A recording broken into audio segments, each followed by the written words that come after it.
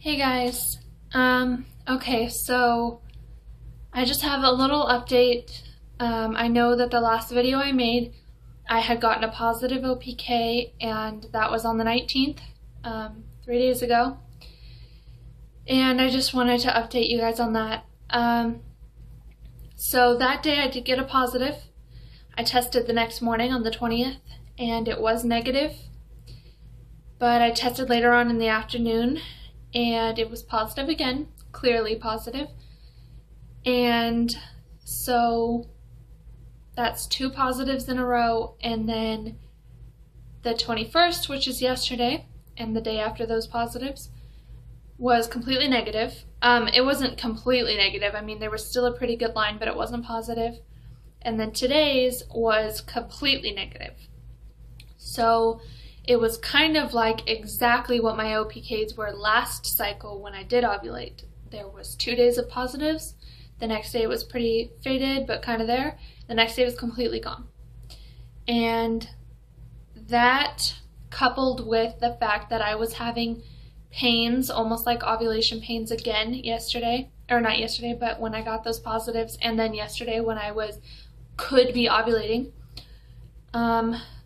made me think that maybe I was ovulating, because I'm supposed to be 7 DPO today, and 7 days ago, when I thought I had ovulated, I was having such bad pains and back pains and headaches and everything, and I had that exact same thing this time too. So I really thought I had ovulated yesterday, and so today I was kind of really upset about it, because I am getting really frustrated with everything. I mean, I know they say stop testing after you get your positive, but my positive was just so weird last week. Like, it was 1 day of positives, and the positive came up after like 15 minutes, which is 5 minutes past the time frame, but I thought I would still be okay. But it was 1 day of positives, and it was a Dollar Tree test, which I've come to hate. So it really confused me, and I wanted to keep testing. If I did ovulate yesterday, when I was supposed to be 6 DPO, then that would make me cycle day 33 for ovulation. That would make me have, if my LP is the same as last month, which it should be, that would make me have a 47-day cycle. So that really frustrated me, and today I have just been pretty much crying all day, because I feel like this is supposed to be helping my chances, taking these OPKs and buying the soft cups and following SMEP is supposed to be helping me, and it seems like all it's doing is confusing me more and stressing me out. And even my husband today said that he's just sick of it. If this is how I'm gonna be every day, then he's about ready to just say, screw it. And so that upset me even more, even though I know that he's right, because I hate being like this. Like, before I knew what ovulation was and OPKs and all this stuff, I didn't have a period, I didn't ovulate, but I didn't know. I didn't know why. I didn't know that not having a period meant no ovulation. I mean, it doesn't, but it did in my case. And so I hoped every month. I took a test at the end of the month. If it was negative, it was negative. Took a couple tests, but I didn't freak out like this, even though we were trying and trying for the last 16 months. I never freaked out until I really started learning about what all this stuff was and how my body should be working and how it's not working like that. And now I'm just like stressed every day, and every day all I want to do is test for something, and every day it's negative, or I mean, the pregnancy tests are negative, and the OPKs are just stressing me out so much, because they're like positive every other day, and it's like impossible. And I know that most of you are going to say for me to temp, and that way it'll just clear all these doubts, and you are absolutely right, and I'm definitely going to be, sorry, I'm getting my dog in her bed, go lay down, going to be doing that next cycle. I ordered some Vitex online yesterday, and I'm going to be taking that if I don't get a BFP this cycle. So hopefully that'll shorten my cycle some, so I don't have to wait till CD33 to ovulate anymore, because that makes my chances, like, I only have 8 chances to get pregnant in a year instead of 12. So hopefully that'll help. Mainly, I'm just making this to get my frustrations out, because I am so frustrated and so stressed out and annoyed and fed up, and I have run out of, I don't know, I don't even know what I'm saying. I'm just,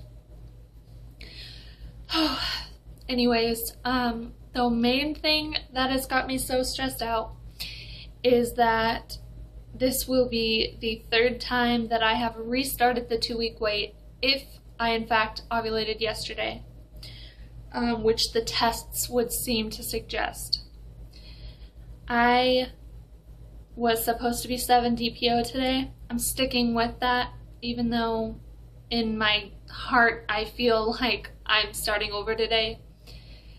But the thing that has me most stressed out is that if I did in fact ovulate yesterday, I didn't stick to SMEP, I didn't do anything. I BD'd 1 time the first day of my positive test.